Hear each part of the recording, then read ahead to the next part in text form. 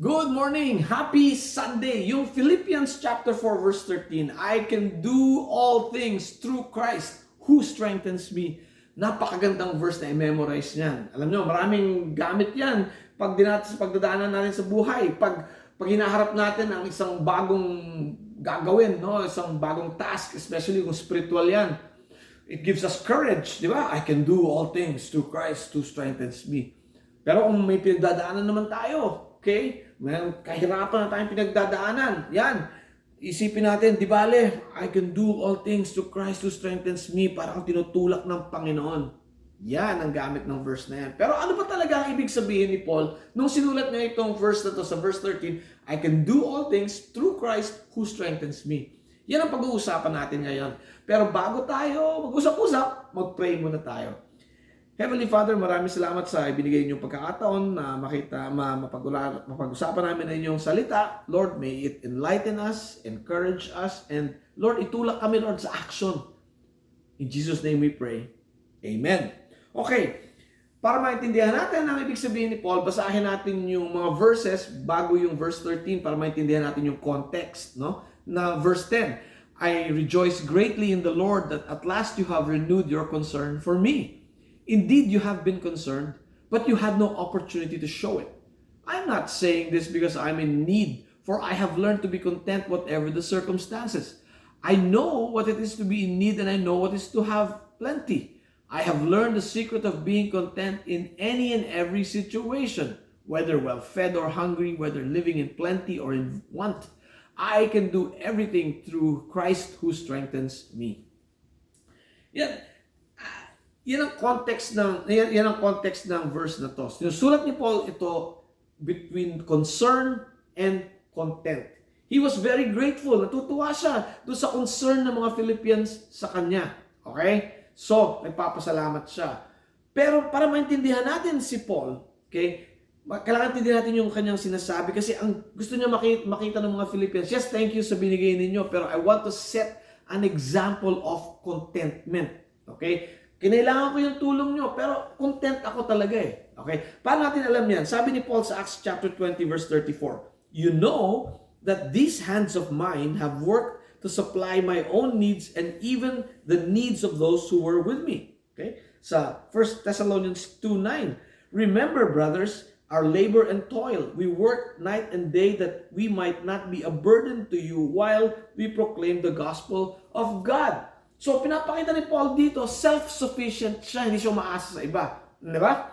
Now, yung self-sufficiency, yan yung root word ng contentment. Kasi nga, pag self-sufficient ka, content ka. Pero yung self-sufficiently ni Paul, hindi kaparehas ng mga self-sufficiency ng mga tao nung panahon ni Paul. To be self-sufficient nung time ni Paul, they rely on their own strength, they rely on what they can do, they rely on themselves. Yung statement ni Paul na he was self-sufficient, that he was content, is because alam niya na binibigyan siya ng Panginoon ng lakas to be content. Yan. So yung self-sufficiency ni Paul actually is dependency on God. Okay? At yan nga yung big secret na sabi niya in overcoming a burden or overcoming your fears is to know that you're not doing it yourself. You do it by the strength and power na binigay ng Panginoon sa atin. And we can be content.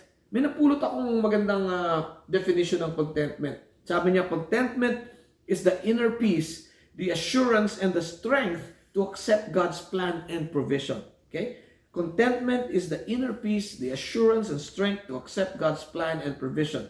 Okay, now, to accept God's plan and provision, ang kailangan natin dyan ay faith or pananampalataya. Di ba? Hindi mo pwedeng i-accept yung God's provision and plan kung wala kang faith. Okay? So, paano natin ngayon, may relasyon ba ang faith sa contentment? Oh, syempre, kasi I believe na the more faith we have, the more contentment we will be. The more contented we will be. Tama. Okay? So, faith and contentment, may relasyon yan. So, the question is, paano natin i-increase ngayon yung ating faith?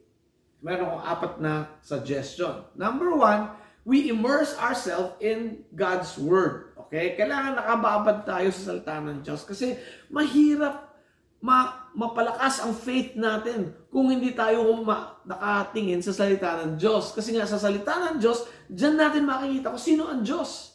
God's love, God's plan, God's purpose, God's mercy, God's grace, God's justice. Makikita natin lahat dito. At pag nakita natin lahat kung sino ang Panginoon, o nakikita natin kung sino ang Panginoon, alam niyo mangyayari sa atin? Makikita natin gaano siya kalaki at gaano tayo kaliit. At pag nakita natin gaano kalaki ang Panginoon, mas lalo tayong magsusurrender sa Kanyang will. Kasi nga, mas malaki siya eh. Okay? And as we surrender our will, our faith in God increases. Our faith in God increases, our contentment also increases. Okay, here's the other one. Dapat palalimin natin yung ating spiritual disciplines. Ano ba ibig sabihin? Siyempre, simula tayo sa salita ng Diyos. Dagdagan natin ang panalangin, meditation, and action. Prayer, meditation, and action. Yung prayer, mahilig tayo, Lord, tulungan niyo ako. Yan ang prayer na gusto-gusto natin. Yung meditation, yung sagot ng Panginoon sa atin. Dapat yung communication ng Panginoon sa atin constant, no? Kahit anong ginagawa natin, linis tayong bahay, playing piano tayo. Kahit anong ginagawa natin, dapat constant yung ating communication sa Panginoon, yung prayer and meditation. And habang nakikinig tayo sa Panginoon, walang mangyayari sa atin kung natin a-actionan yung pinapagawa ng Panginoon. Kaya nga, prayer, meditation, and action. And the more action we do for God, alam niyo mangyayari? Makikita natin yung nangyayari na ginagawa ng Panginoon. At pag halos nakikita natin lahat ginagawa ng Panginoon, ang faith natin lalong tumataas sa Panginoon. Amen? Pangatlo, be transformed and not conformed.